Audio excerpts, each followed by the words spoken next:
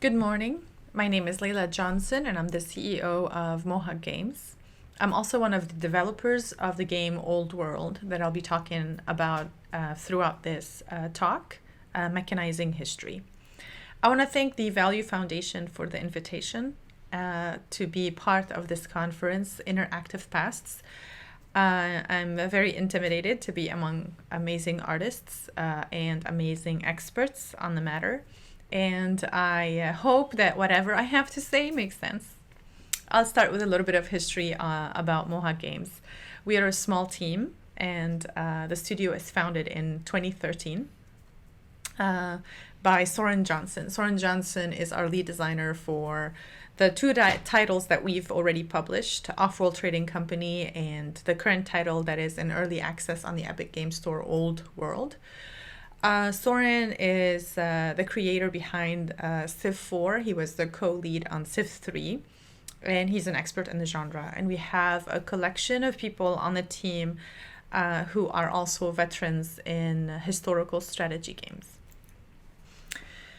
So I will start by showing you a map that shows the region, the Mediterranean, where actually Old World takes place. It's the 7 civilizations in the classical antiquity around the Mediterranean.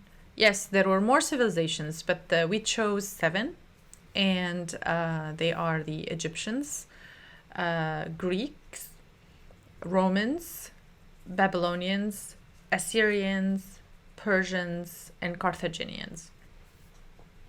And this is a map that was created by an Arab geographer by the name of Muhammad al-Idrisi in 1154 and was gifted to an Italian king. And the name of the map is Nuzhat al-Mushtaq fi Ikhtiraq al-Ufuq, which translates to the excursion of the one who is eager to traverse the regions of the world. What is interesting about this map is if we zoom in, I'm going to zoom into where Lebanon is today. And it's right there on the right side. I'm actually from Lebanon, and it is both insane and interesting that that part of the world can trace its ancestry to 4,000 years. A recent article showed that the DNA of that region can go back to 4,000 years with all of the conquerors and different politics that happen. It's insane that this is still there. I grew up in a Maronite community, which is Christian for people who hold the Mass in Syriac, a very ancient language. So Soren and I found this map, and while looking at it closely, Soren held it where the north is facing the north, and he said, "Leyla, is this Aramaic?" And I looked at the map and I said, "No, this is not Aramaic, but this is a great way for us to create a font for Old World that is based on a historical map." Here comes Old World. What happened here with this map is that Soren mistook the way that the geographer wrote the names of the little cities. And I just cannot tell you how beautiful this map is. Please go look it up. It is called the Map of Roger. And we just turned it around so the north would be facing north. And now Old World is written in a very similar or the same way that Muhammad al-Idrisi wrote on the Map of Roger. I'll move on to the next slide and show you how we adopted that for our game, Old World. History versus fantasy.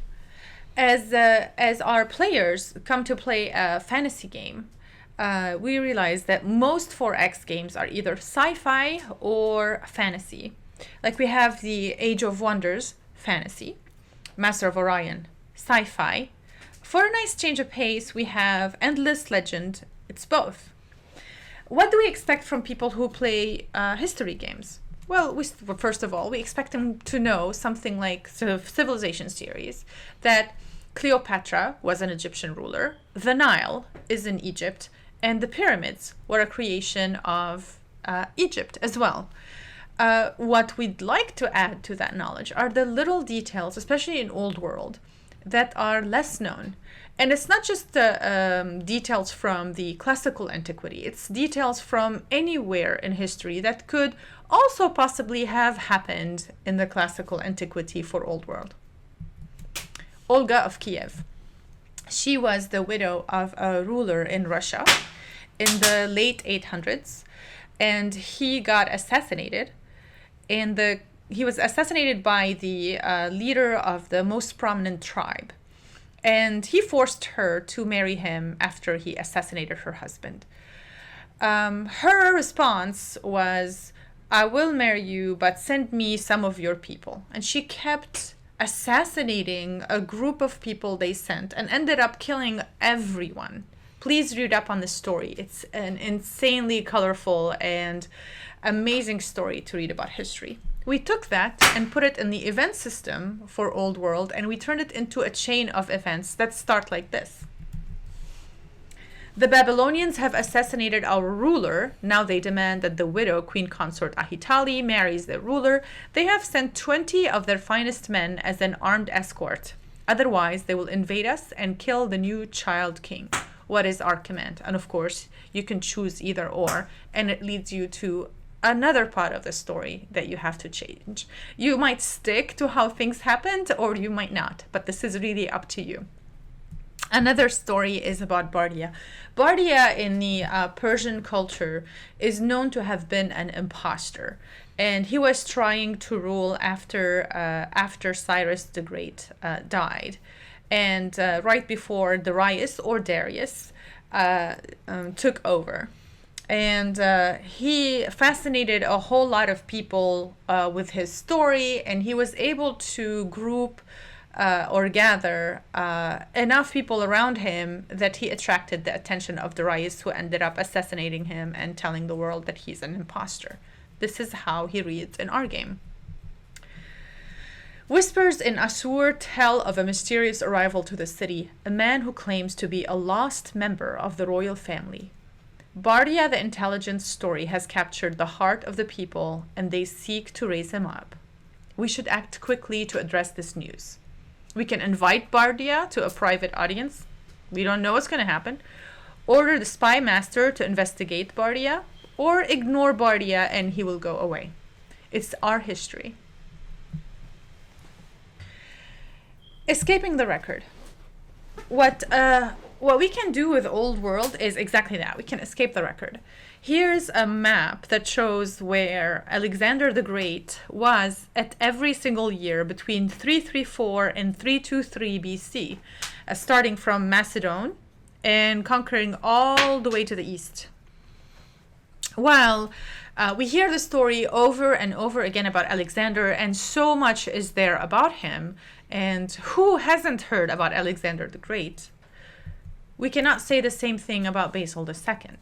While he might be known to some of us, because first of all, I mean, he was by far the longest ruling Roman or Byzantine emperor, and he ruled 1300 years after Alexander the Great. He's way more recent. We don't have a record of his ruling from year to year.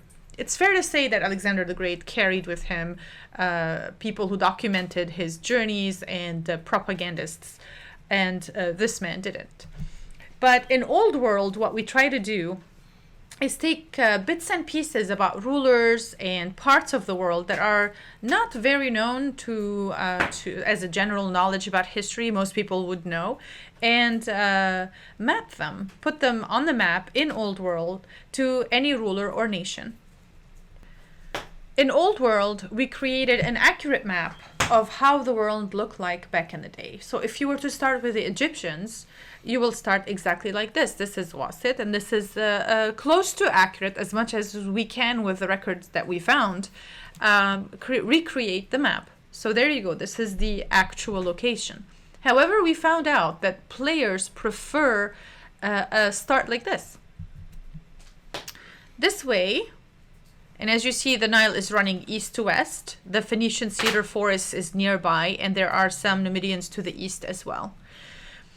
So my point here is that even when we try to recreate history and give the player historical accuracy, the player will probably opt out of historical accuracy and add some randomness to the game to leave some bits of the world unknown, because it does add challenge to the game, variety, gives you a way to explore without knowing what's behind that fog of war or behind that hill, which is by itself a gameplay that we hold dear and we hold on to. So historical accuracy sometimes, is an option for the player, and the player will choose historical inaccuracy. So this is a screenshot of the map in Europa Universalis 4. Up until 4, Europa Universalis created the historically accurate map with Europa Universalis 1, 2, and 3. In 4, they created a randomized new world to not be exactly historically accurate, but be accurate in a different way. Create the exact mood for one who is traveling beyond the horizon. Create the mood of how it feels to be an explorer. And I personally think it's a great choice for replayability, because you are giving the player a chance to play the same game, but differently. And that is by changing the map, which is one element of a game that makes it feel like a whole new game. Realism versus gameplay. In Old World, or in the Old World, the majority of the time men were rulers, men were generals, men were ambassadors, men were archers, men were warriors, men were rebels, men were a lot of things and a lot of time. In our game Old World, we didn't let that restrict us. Whatever a man can do, a woman can do. So we have women ambassadors, women rulers, women archers, women leaders. And it's not that we had to come up with our own truth, our own reality, or our own, history. It actually existed. Like in this slide, you'll see in the middle, we start with Hatshepsut, old ruler of Egypt, and then we have Nefertiti to the left and Cleopatra to the right. All three of them were just phenomenal, amazing rulers. We didn't have to come up with our own reality to make gameplay interesting. It would become extremely uninteresting if all the leaders in Old World were men, and then you are about to transfer to the next heir, but you have 3 daughters, so you're no longer interested in assigning a tutor for them, or training them in rhetoric or philosophy or military tradition because they are women. So we removed those shackles, and we didn't let the historical accuracy dictate gameplay in Old World. So here's a good example, Zenobia. Zenobia was a queen, a Syrian queen who ruled in Palmyra. I was lucky to go see Palmyra before it exploded. And she led a rebellion against Rome, and she was eventually captured by Rome and exiled to Rome. Under her rule, there was religious tolerance. She was an educated ruler who cared about educating her empire, and she was phenomenal. So we didn't have to recreate history. If we look into history, there are a lot of leaders, female leaders in history, who are exceptional. Boudica also led a rebellion, and then there you go, Rome, she was not victorious against Rome, and Rome was able to shove her to the side. So realism versus gameplay, if we dig more into history, there's a lot of documentation. There are lots of sources that indicate that women existed. Ample amount of examples where women in ancient warfare existed. 17th century, 15th century BCE, 13th century BCE. In fact, the more you dig, the more that turns up. And Wikipedia has a list that just goes on and on. Ultimately, the question did not come up to a matter of representation or realism, but to a matter of gameplay. The game is just simply more fun and more interesting if all of the characters can be used in the game. It's pretty boring if women are just wives and children. So moving on from realism that we chose, which is we chose to make women equal to men, everything that a man can do, a woman can do in Old World. We chose to make it also the default state. So if the player wants to tweak that mechanic and make the heirs be men, he can or she can do that. But as a case of realism, it was also a choice. We chose our realism in this case for gameplay. However, realism in a different way was extremely perfect for us in this instance. If you have played before a game like Civilization, you played Hatshepsut or Gandhi or Napoleon. You are Napoleon for 6,000 years. You don't age, you don't have a wrinkle, nothing happens to you, you just remain the same. In Old World, our characters age and die, and then their kids take over. And we were able to reflect that visually. If you see here Dido, the queen, at the beginning of Carthage, of her rule, and Dido, the older queen. Same thing for Hatshepsut, Ashurbanipal, Nebuchadnezzar, Romulus, and Cyrus. People do age. And another thing that is also realistic, I will make the comparison again to a game that I'm familiar with, that Soren made, Civilization. In Civilization, barbarians are just barbarians. These are this annoying thing. They are faceless that you just go kill. In our game, Old World, the barbarians are a tribe you can marry into, a Gallic bride. And, the Gauls eventually will become part of the empire. How were we able to draw our art in what we did? That took many nights of researching and reading. I went into the genealogical pool and looked at what influenced certain facial traits back in the day and how Persians would have looked like back in the day. Who they married into, what were the surrounding cultures, and what they would have looked like. And you will see that reflected in our art. I will just show you here, for example, the Babylonian reference is heavily influenced by Iraq. And you will see a lot of similar features in Old World. Of course, I took into consideration all of the historical events that would have created the genealogy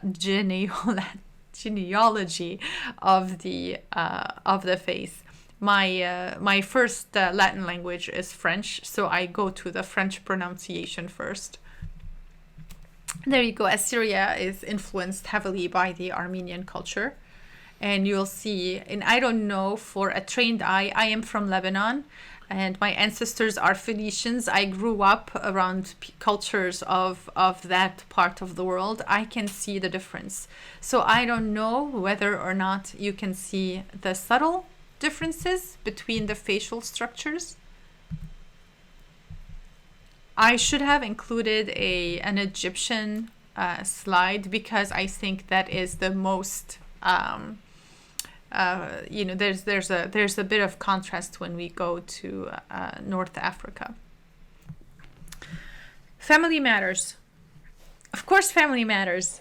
But family matters in Old World. That is to me, and historically, we have a family tree. We start off with a real life family tree. Like Philip is actually married to Olympias in the game. He's about 39, 40 when his son, when he starts as the ruler of Greece, and Alexander at that time was 13. So we start the game where Alexander is 13 years old.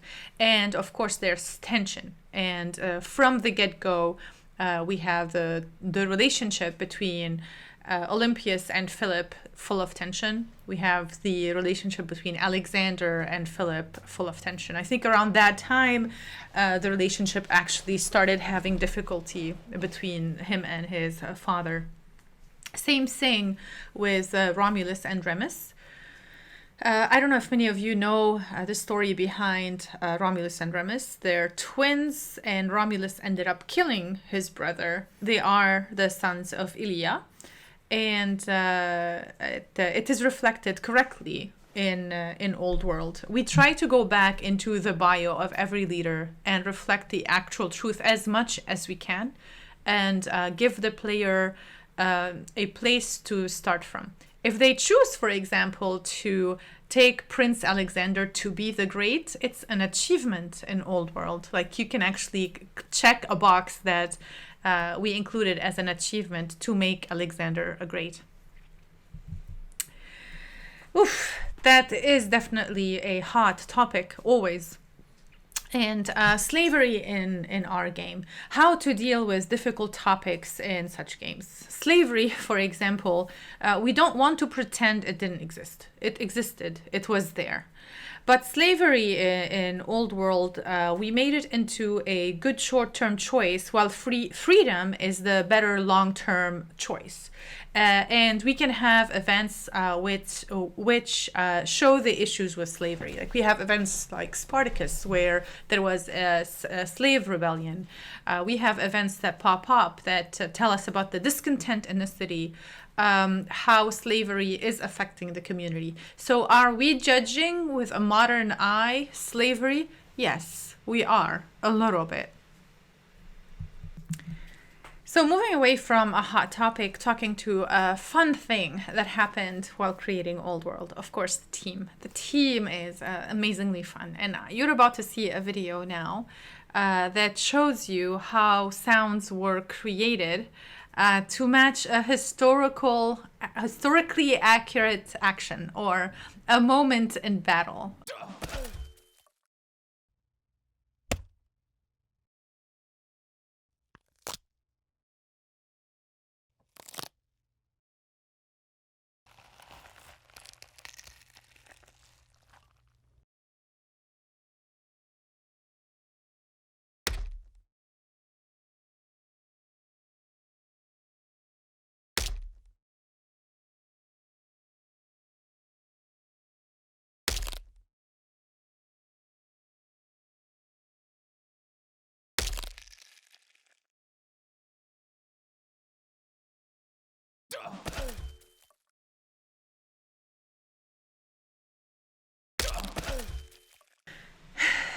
In front of you stands a man who united Macedon, married 7 women, was a lover to both men and women, a father to one of the most known leaders in the world, Alexander the Great, and married a very interesting woman by the name of Olympias.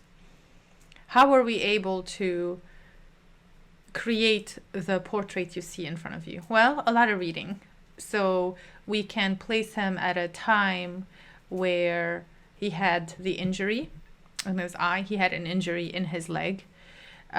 We chose to dress him up with military clothes because he was definitely literally active, and give him a pose that reflects nobility. He was from a noble background, and a deity. He, whether it was contested or not, he was a descendant of the gods. I will move on to our next. And by the way, let me just say that the art is created by Eric Ihaf. I was the art director. I still am the art director for 2D art.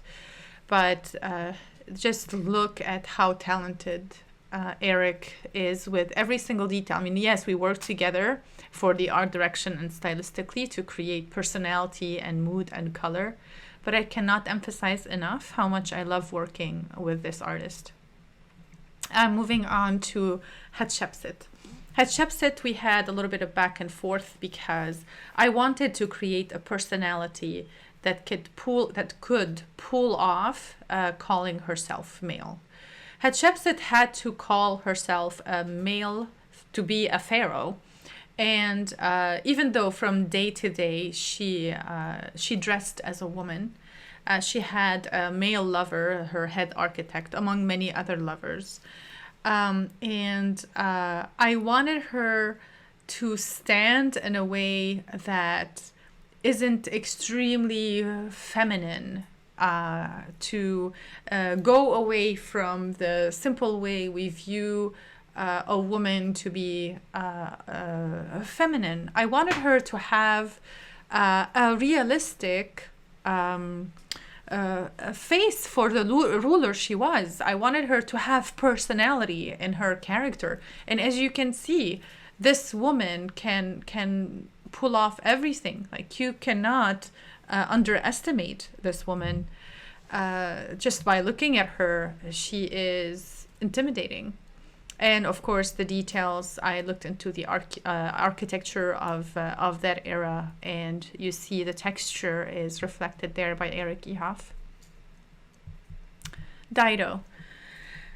So Dido is a Phoenician princess who, her husband was killed. Her brother killed her husband. She was a co-ruler, and her brother killed her husband because he was the richest person in the land, so he wanted his money.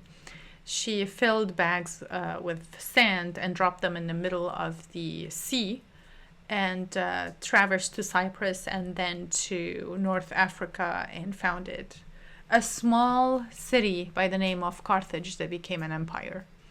She was defiant, and you can see that in Dido. I wanted her to be wrapped in a color purple for the Tyrian purple that was found in Phoenicia. So we add little bits and pieces of history here and there in the pieces of art that we start with for our leader. Oh, he was fun to create. Look at his shoes. So I kept going back, trying to find the babouche, the old style of shoes, and they kept taking me to Italian-made shoes that are pointy. I was like, no, that's not what I'm looking for. So in order to recreate this for Eric, I had to draw parts of it and send it his way. And I can't draw to save my life. I can draw a stick figure. So we went back to the books, and I researched almost everything I can find. He's not as known as other leaders, like leaders of Rome and leaders of Greece. So there was a whole lot amount of digging to find Nebuchadnezzar. By the way, in Old World community, he is sometimes called Chad, because people could not know whether to pronounce his name Nebuchadnezzar or Nebuchadnezzar, or some people now call him Chad, and I find that extremely funny. But this is our Chad. There you go. He's leading Babylonia. Cyrus. It's one of my favorites, and I give credit to the podcast Hardcore History for my love for Cyrus. Dan Carlin is one of the people who made history for me a to-go-to thing to relax, because I can play the podcast in the background while I take a walk, or I'm traveling, or I'm cooking in the kitchen. And he's a great storyteller. So I dug into the genealogy of what Cyrus could have looked like in the beautiful colors of old days. And this is our Cyrus in Old World. Amazing story behind him. I won't tell it here because I'm talking to probably historians and people who probably know enough about him. But if you don't, please go read. There's so much that's taken from Cyrus the Great's story that you can find it in Shakespeare later on, and it's just an insane story. For that, go to the books, go to Google, or listen to King of Kings by Dan Carlin. Ashurbanipal. Ashurbanipal was dressed in red. His the second part of his garb, that's green now, skirt, was red. And we had to go back to redraw because visually we just wanted to be a little bit away from the red of Cyrus. And we went back to the architecture of Assyria that's reflected in the back to draw him.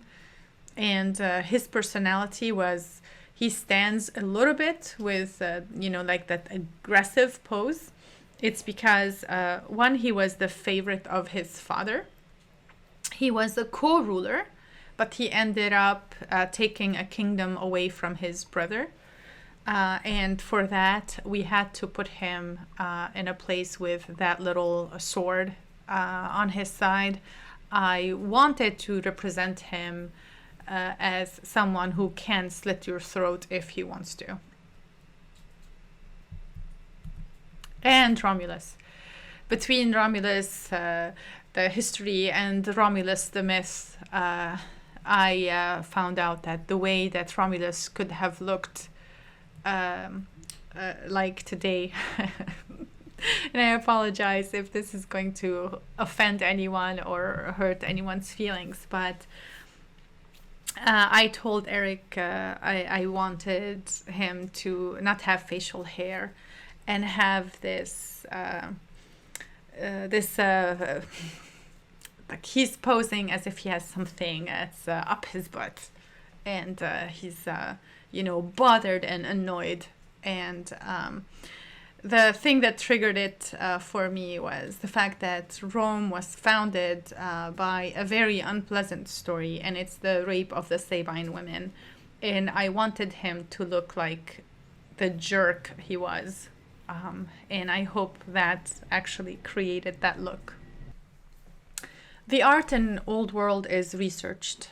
And do we take artistic liberties? Yes, we do. In order for us to create a romantic feel for Old World, we need to exaggerate the wonders. There is a reason for that. Today we are spoiled as different cultures, the culture in general. We can travel. There's almost a lot seen in movies. Our eye is spoiled. The eye of our mind is spoiled. Our imagination is spoiled. So what could be a wonder for us?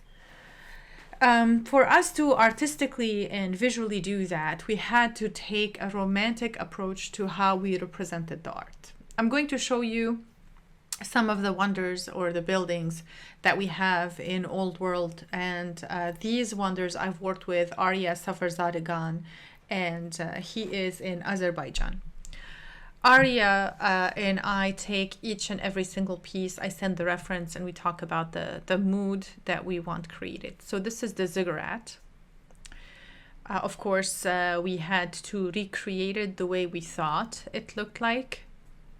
And as you see, it is majestic, it's huge, it's beautiful, and I wish it was still there, of course. That, on the other hand, is still there. For accuracy purposes, you'll see on the top, we have that gold still there. It was there back then, it's no longer there.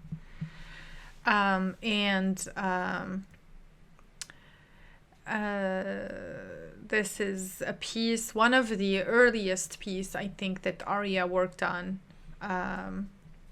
It was the first piece I think that Arya worked on for Old World. I'm gonna follow it up with a second piece that he worked on that is just one of my favorites, and it's the Hanging Gardens.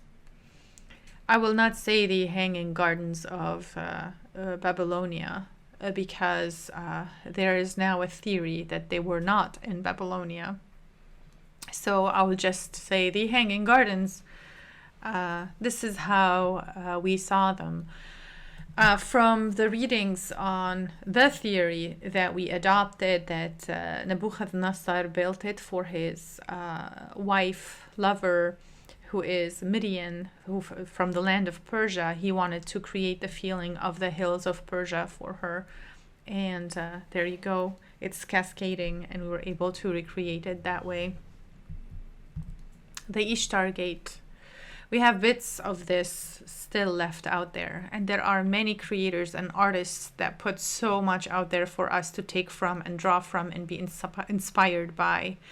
I think there's a French artist who had a video recently put up on Twitter that I found that I wanted to communicate with, because it takes from that and it's just animated, and goes into a 3D recreation of the Ishtar Gate, and I think the procession and the hanging gardens. So this is one that's there. The necropolis is still there. So everything was whiter in terms of stone back then. So we were able to take that in a specific time. It's like a little bit of sunset, and the sun is reflected into the temples there and the building, and give us that lighting. Oof, this is the oracle. We wanted the oracle to be ominous and be up there and be accessible and not too far. And Arya and I placed the oracle exactly where it was. I went back to him and I made it a little bit wider. It was a little bit thinner, and I thought it should be a little bit wider. And there we go. We have it right there.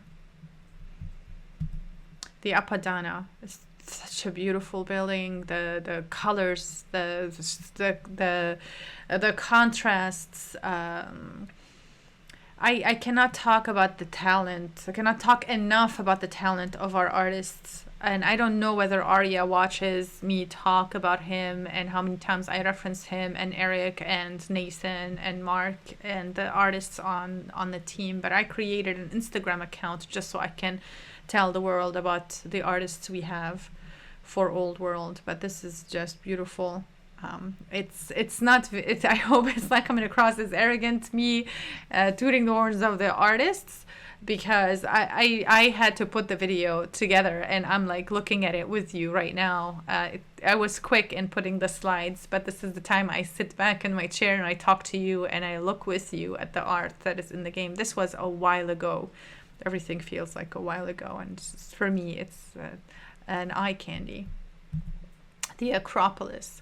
So in creating that reference, we took different angles, and we chose this one. It's the whitest of all the references we found, and visually I felt it represented the direction we wanted to go. It just stands out as if like it's something that's created up there in the clouds and in the sky. The only thing that attaches it back to the ground is that statue in the foreground. Just reminds us that, you know what, it's back to Earth. So we wanted to put that thing down there. It's a good place to go to die. The mausoleum, again, it's a lot of work. Parts of that still exists in the world. Yeah, we can go visit once COVID is done, hopefully anytime soon. Our lighthouse. This was a good piece and fun piece to create.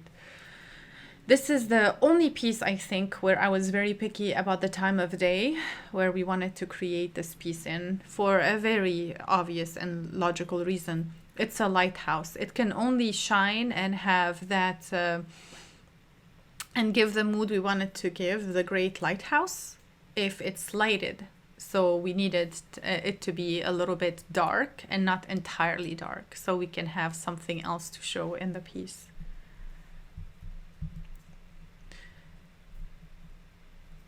The Colossus, of course, we are taking that piece and exaggerating it romantically. We chose that angle because we are not restricted to a specific measurement, and it's up to us to imagine how huge it was from the bottom if we're looking, if we are in that ship and looking up. So I think we chose a good angle for that one. This is still out there. So this is actually, again, once the travel is permitted again, it is good to go see it.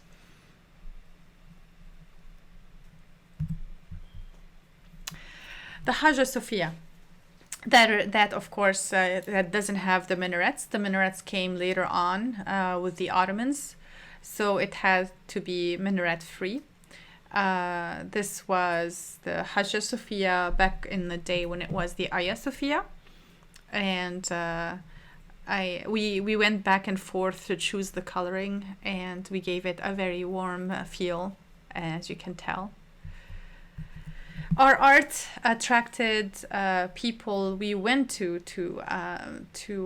find information, and that's the Ancient History Encyclopedia. We are very grateful to be featured on their website. I have to say that it's great that history in general is witnessing a whole decade. I feel like everyone now is interested in watching shows about history, reading books about history, listening to podcasts about history, and hopefully wanting to play a game about history. So this is the decade for history. And while there are so many different websites I've used and wiki pages and books, and I'm very grateful for the Ancient History Encyclopedia who took a special interest in our art, there are a couple other places we're going to be featured and mentioned, and we are humbled by this approach.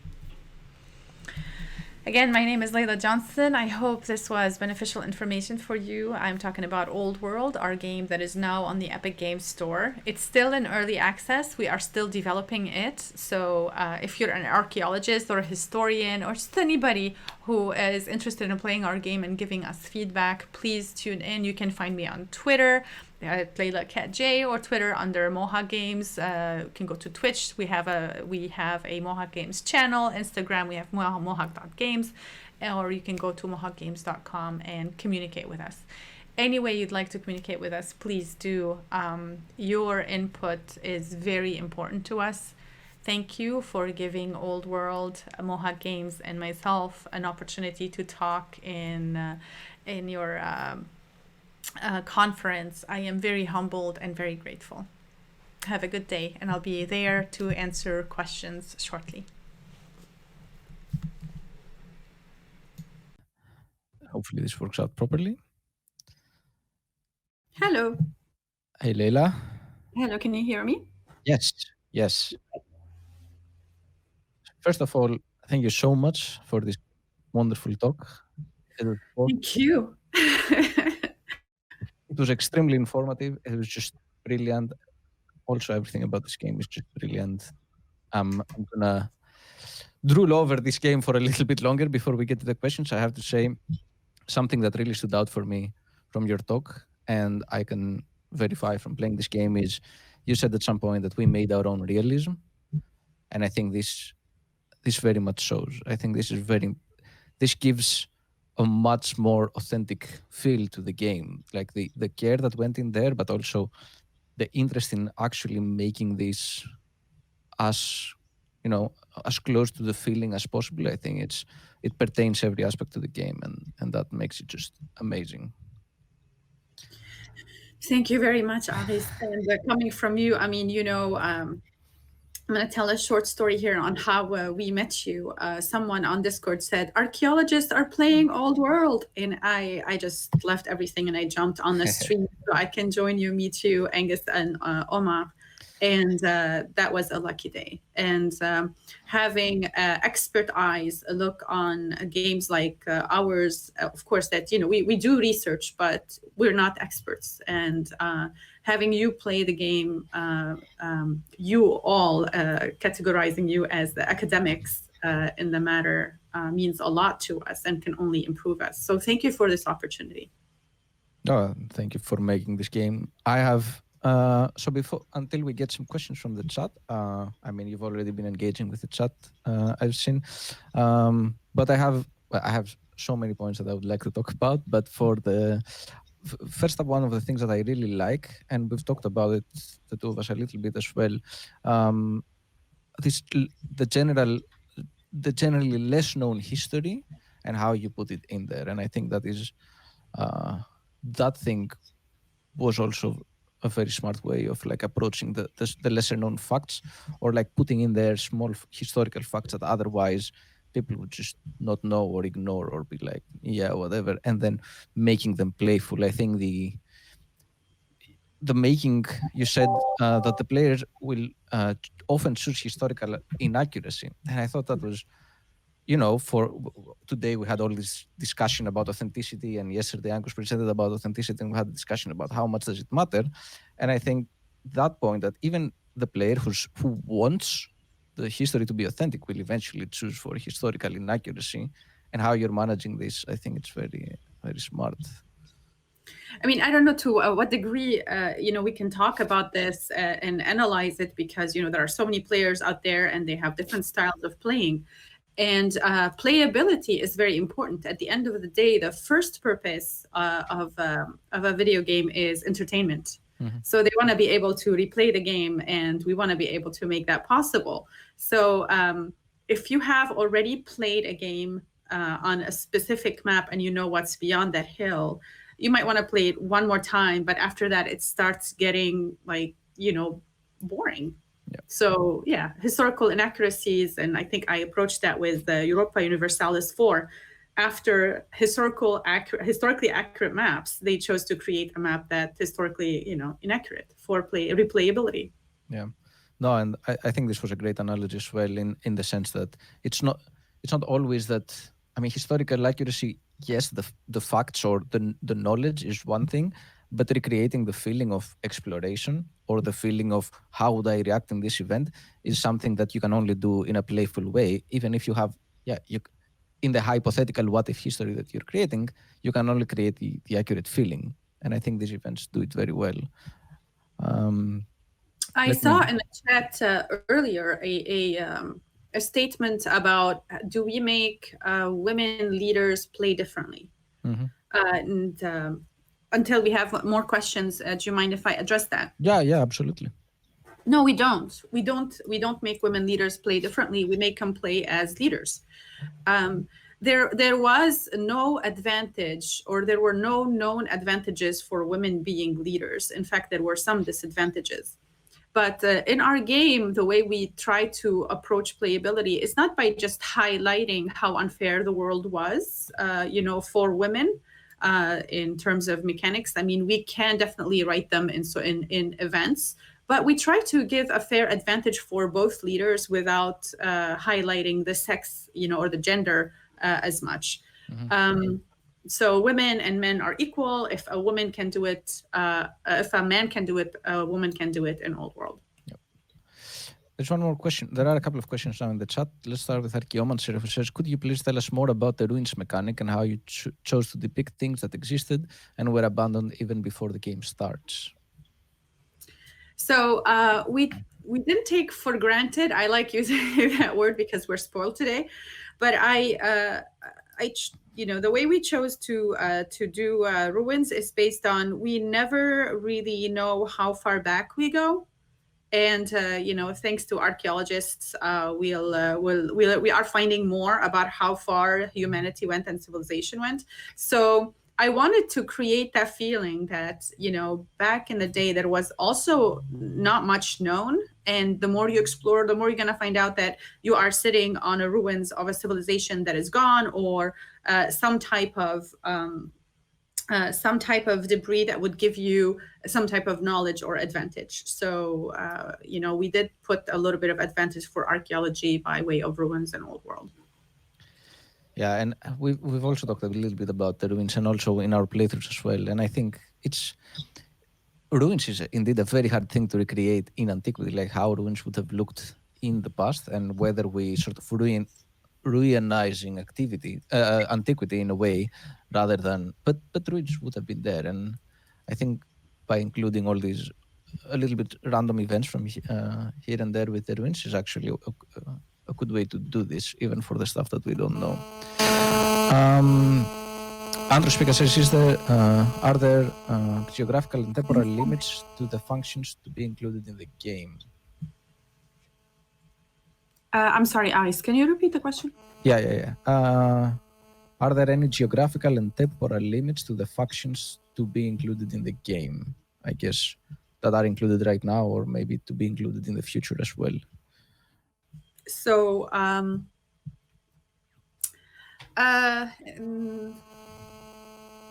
no, there aren't. I mean, the geographical location is very much indicated right off the bat. We are surrounded, by, we are around the water of the Mediterranean, around that sea. And we have 7 civilizations. The geographical limitations, we really don't have them. We do expand a little bit to arid spaces with North Africa and Egypt and a little bit of Carthage, but no, I don't see that. There's a little bit of a question. Is this on my end? You're cutting off a little bit. Could you?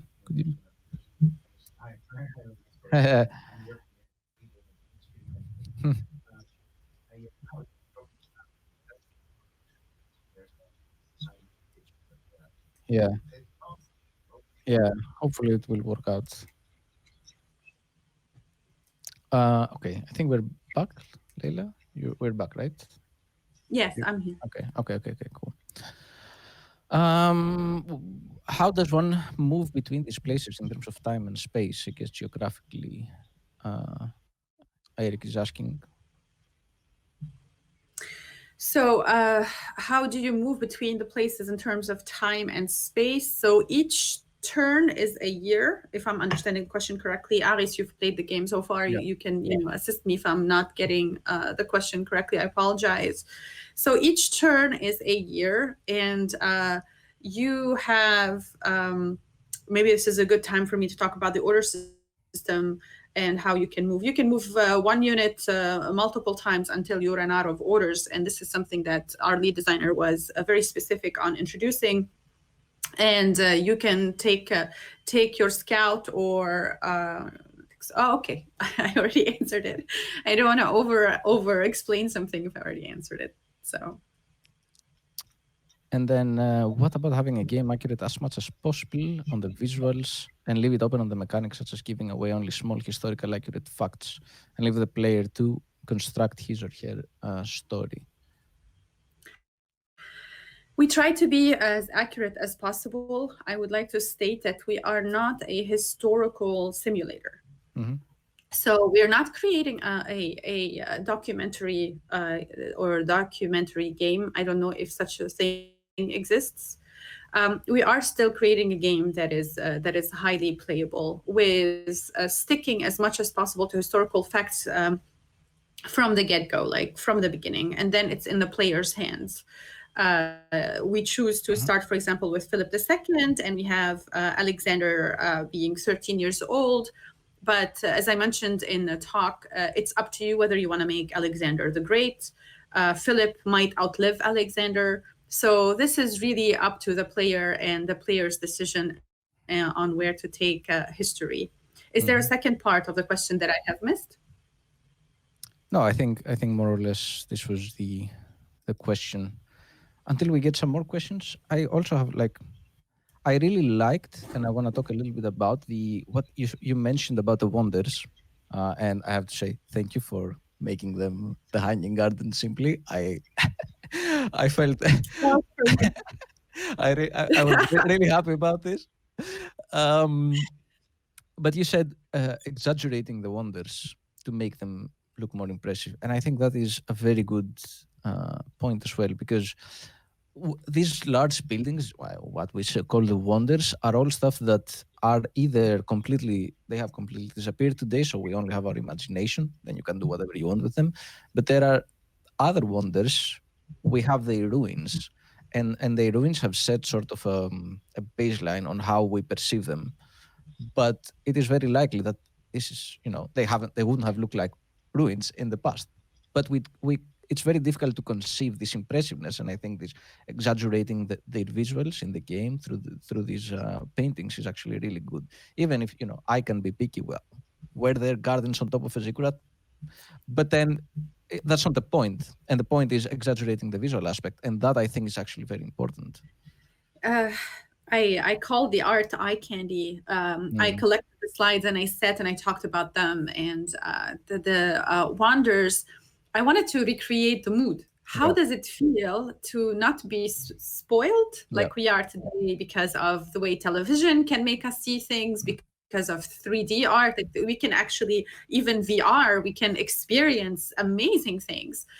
How can we recreate a mood of someone who's traveling and they see something like this? Like this is truly a wonder, after, being today born in these times. So I took the references and I read about them and I wanted to exaggerate them. So. No, I think it looks wonderful, and particularly like even the ones that we don't know or the ones that people like me who are weird can be picky about. I think the again conveying the feeling is actually really important. The fact that this is a place indeed of wonder, right? For the visitor, it is a place of wonder, and that's also why we call them wonders. Eric, Aris, I have a question for you.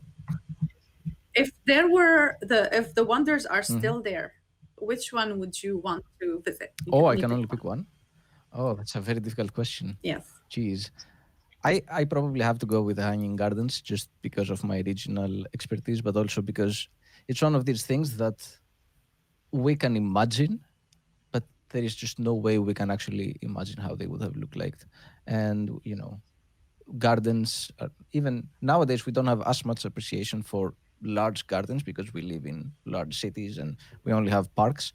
But it must have been so different and so like exotic with all these plants from around the world and whatnot.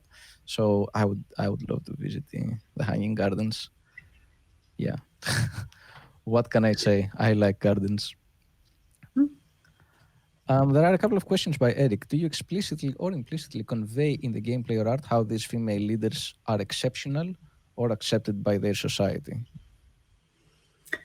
Well, when you start the game Old World, you go to pick your leader, and there's a small bio right next to them that talks about their challenges or their achievements, and so you'll know a little bit more about them.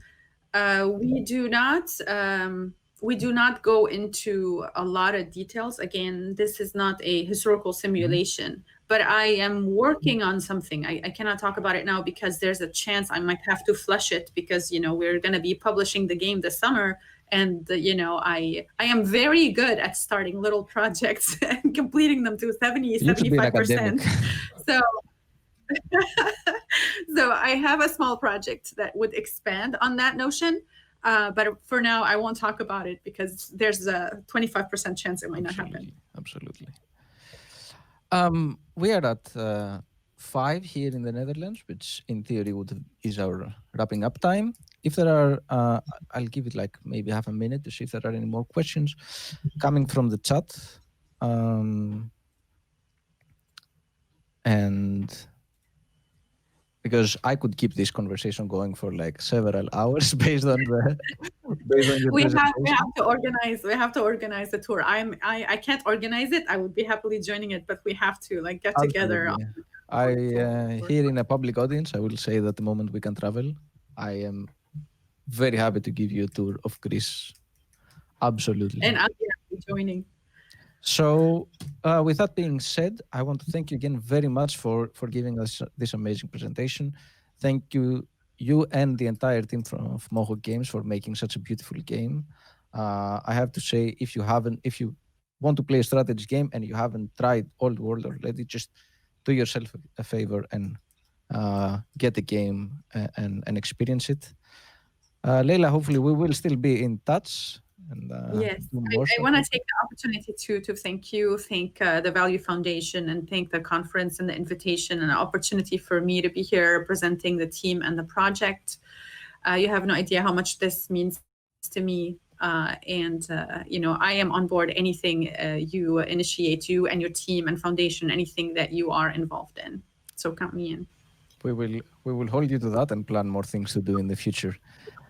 And with that, I'll pass it back to Angus. Thank you, Leyla. Angus, some closing Thank you. words.